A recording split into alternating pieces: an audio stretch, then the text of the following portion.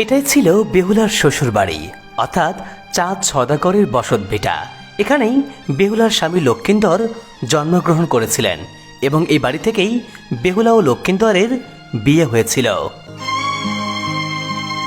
বেহুলা ও লক্ষিন্দরের সেই যে করুণ ভালোবাসার কাহিনী, তার সূত্রপাত এখান থেকেই হয়েছিল। চাঁদ সওদাগরের সেই বসত ভিটাটি এখনো স্মৃতি হিসেবে রয়ে গেছে, যেখানে আজও নাকি বিশাল বিশাল সাপ দেখতে পাওয়া যায়। এমনি মোটামুটি সাপ আছে, ওই নিচে নিচে একবার হারিয়ে একটা সাপ আসলো, দুটি ছেড়ে গড়তে গড়তে গড়তে গড়তে মরে গেছে। বন্ধুরা, চলুন জেনে আসি বেহুলা ও লক্ষিন্দরের সেই করুণ কাহিনী, আর সেই সাথে দেখে আসি বেহুলার শ্বশুরবাড়ি তথা চাঁদ সওদাগরের ভিটা।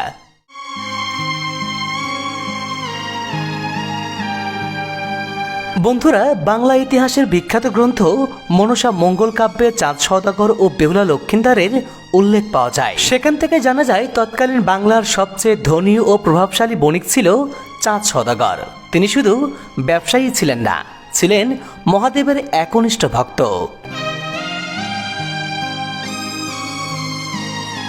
তিনি মহাদেব শিবের পূজা ছাড়া অন্য কোনো দেবতার পূজা করত না, আর তার এই অহংকারই জন্ম দিল এক ভয়ঙ্কর সংঘাতের। সর্পদেবী মনসা চেয়েছিলেন বাংলায় নিজের পূজা প্রতিষ্ঠা করতে, কিন্তু চাঁদ সওদাগর স্পষ্ট জানিয়ে দিলেন তিনি মনসার পূজা করবেন না। অনেক চেষ্টার পরেও যখন মনসা চাঁদ সওদাগরের পূজা পেতে ব্যর্থ হয়, তখন মনসা রাগে ক্ষুব্ধ হয়ে একে একে চাঁদ সওদাগরের 6 পুত্রকে দংশন করে মেরে ফেলে। কিন্তু তারপরও শিবভক্ত চাঁদ সওদাগর মনসার পূজা করে না। 6 পুত্রকে হারিয়ে চাঁদ সওদাগর বাণিজ্যে চলে যান। সফলভাবে বাণিজ্য শেষে চাঁদ সওদাগর যখন ধন সম্পদ আর রত্নে পরিপূর্ণ জাহাজ নিয়ে ফিরছিলেন, তখনই মনসা দেবী সাগরে ঝড় তুলে ডুবিয়ে দেয় চাঁদ সওদাগরের সবগুলো জাহাজ।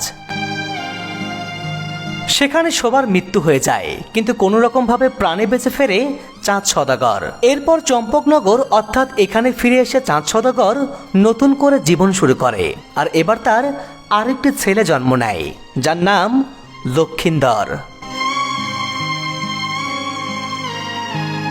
ওইদিকে সিরাজগঞ্জের তারাশে জন্ম নেয় বেহুলা, যে ছিল চাঁদ সওদাগরের বন্ধুর মেয়ে।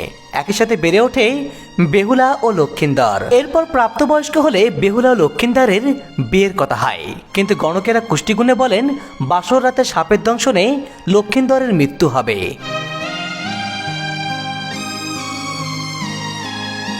এদিকে বেহুলার কুষ্টিগুণে দেখা গেল সে কখনোই বিধবা হবে না, তাই চাঁদ সওদাগর ও বেহুলার বাবা সিদ্ধান্ত নেয় বেহুলা ও লক্ষিন্দরের বিয়ে দিবে। যেহেতু মনসার ভক্ত বেহুলা কখনোই বিধবা হবে না, তাই বেহুলার সাথে যদি লক্ষিন্দরের বিয়ে হয়, লক্ষিন্দরেরও মৃত্যু হবে না। তারপরেও বাসর রাতে ছেলে লক্ষিন্দরকে সর্পদংশনের হাত থেকে বাঁচাতে বাবা চাঁদ সওদাগর তৈরি করেন একটি লোহার বাসর ঘর, যেখানে কোনোভাবেই সাপ প্রবেশ করতে পারবে না, কিন্তু সেখানেও একটু খুঁত থেকে যায়। লৌহ বাসর ঘর যিনি নির্মাণ করেছিলেন সেই কারিগর বিশ্বকর্মা বাসর ঘরে একটি ছিদ্র রেখে দেয়। সেই ছিদ্র দিয়ে মনসা সুতার আকার ধারণ করে পৌঁছে যায় লক্ষিন্দরের বাসর ঘরে এবং দংশন করে লক্ষিন্দরকে। সে যুগের রীতি ছিল সাপের কামড়ে কারো মৃত্যু হলে তাকে কলার ভেলাই করে ভেসে দেওয়া হতো। বেহুলা তাই লক্ষিন্দরকে সাথে নিয়ে নদীতে ভেসে পড়ল। এভাবে কলার ভেলাই দিনের পর দিন, মাসের পর মাস বেহুলা লক্ষিন্দরকে নিয়ে ভাসতে থাকলো।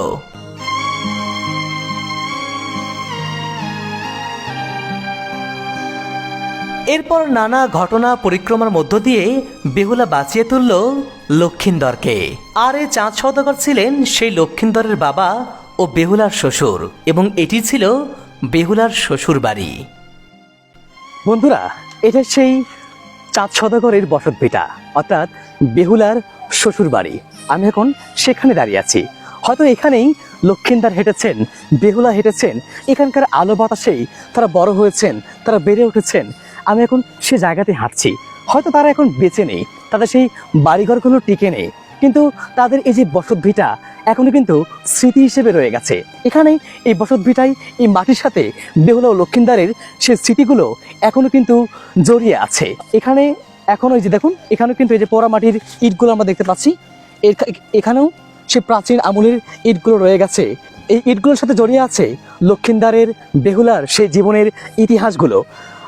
এই যে ইতিহাসগুলো আমরা কিন্তু এখানে এসে জানার চেষ্টা করছি, দেখার চেষ্টা করছি।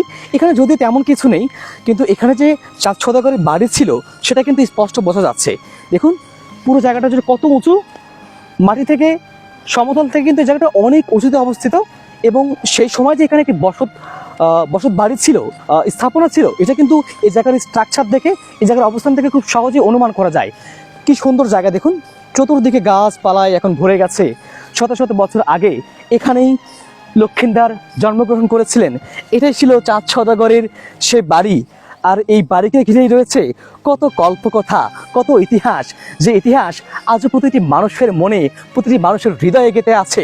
বেহুলা ও লক্ষিন্দারের সেই উপাখ্যান, সেই কিংবদন্তি, সেই প্রেমময়, সেই ভালোবাসা, সেই বিখ্যাত ভালোবাসার গল্প আজও প্রতিটি মানুষের মুখে মুখে ফেরে। যে রূপকথার গল্পগুলো, যে কি এক ভালোবাসা, কি এক অসাধারণ ভালোবাসার গল্প তৈরি করেছিল বেহুলা এবং লক্ষিন্দার। যে যখন লক্ষিন্দার মারা গেলেন, সাপের দংশনে যখন মারা গেলেন, তখন বেহুলা কিন্তু তার স্বামীকে নিয়ে দিন রাত কলার ভেলায় করে ভেসে ভেসে তার স্বামীকে যে ভালো করেছিলেন, সেই ইতিহাস কিন্তু এখান থেকেই রচিত হয়েছিল। মনসা মঙ্গল কাব্যে আমরা যে ইতিহাসের কথা শুনি বেহুলা লক্ষিন্দারের, সেই ইতিহাসের সূত্র কিন্তু এখান থেকেই শুরু হয়েছিল। আগে এমনি শুনেছি যে চাঁদ সওদাগরের বাড়ি। চাঁদ সওদাগরের বাড়ি এখানে না? হ্যাঁ। চাঁদ সওদাগর এখানে থাকতেন? এই তো মোটামুটি সাপ আছে। সাপ বাড়ায়? ওই নিচে নিচে একবার ঝাড়ি একটা সাপ আসলো, দুটি ছেড়ে গড়তে গড়তে গড়তে গড়তে মরে গেছে। মনে তুলে দিচ্ছে কেবা। বন্ধুরা, বেহুলা ও লক্ষিন্দারের এই ইতিহাস নিয়ে নানা প্রশ্ন আর যুক্তিতর্ক থাকলেও এটি কেবল একটি ইতিহাস নয়, বরং এটি বাংলা সাহিত্য আর লোকবিশ্বাসের এক অমর প্রেম কাহিনী, যা আজও গেঁথে আছে প্রতিটি মানুষের হৃদয়ে। চাঁদ সওদাগরের এই ভিটা শুধু প্রাচীন ইট পাথরের স্তূপ নয়, এটি এক জীবন্ত ইতিহাসকে বুকে ধারণ করে আছে।